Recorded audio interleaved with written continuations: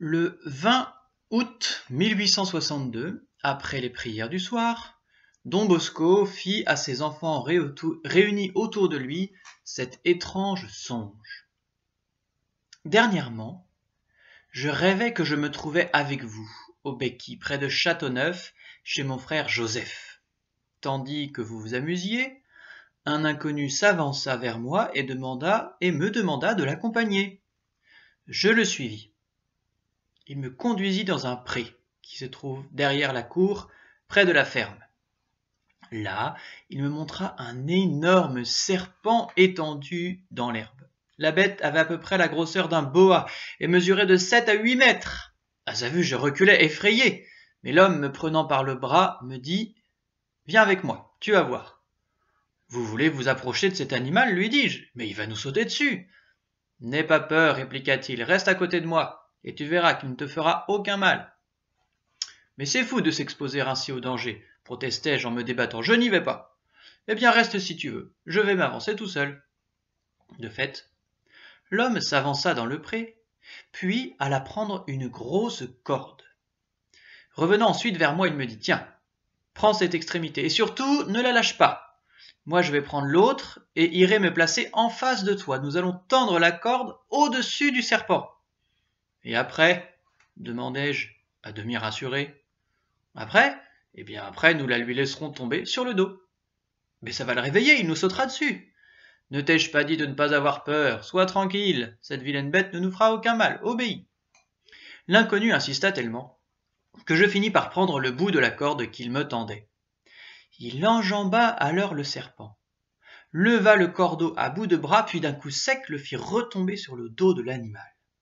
Réveillé en sursaut, le monstre bondit la gueule ouverte, prête à nous dévorer. Mais au lieu de nous mordre, voilà qu'il s'enroula furieusement autour de la corde, s'y enserrant comme dans un nœud coulant. « Tiens bon » me cria l'inconnu, « ne lâche pas la corde !» Je tenais de mon mieux tout en contemplant ce curieux spectacle, lorsque l'homme, courant vers un poirier voisin, y attacha le bout qu'il tenait. Venant ensuite auprès de moi, il prit l'autre extrémité et s'en fut la fixer à la grille d'une fenêtre de la ferme. Pendant ce temps, le serpent se débattait, fou de rage. Il frappait le sol avec ses anneaux et même avec sa tête, si bien que, peu à peu, sa chair meurtrie vola en lambeaux. Finalement, il ne resta bientôt plus de lui qu'un long squelette complètement décharné. Mon mystérieux compagnon s'avança à nouveau dans le pré, retira lentement la corde, puis la roula soigneusement en forme de pelote. « Regarde bien, me dit-il. » Quand il eut fini de l'enrouler, il déposa le cordeau dans un coffret, sorti je ne sais d'où, et rabattit le couvercle. Intrigué par ce manège, vous vous étiez approché et regardiez comme moi l'étrange boîte. Après quelques instants, l'homme l'ouvrit à nouveau. À notre grand étonnement, nous constatâmes que la pelote avait disparu.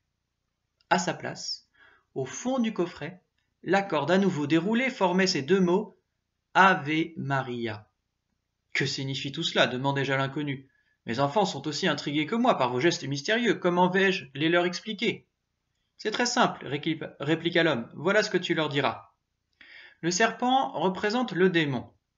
La corde, qui s'est soudain transformée en Ave Maria, c'est le chapelet, qui n'est, comme tu le sais, qu'une suite d'Ave Maria.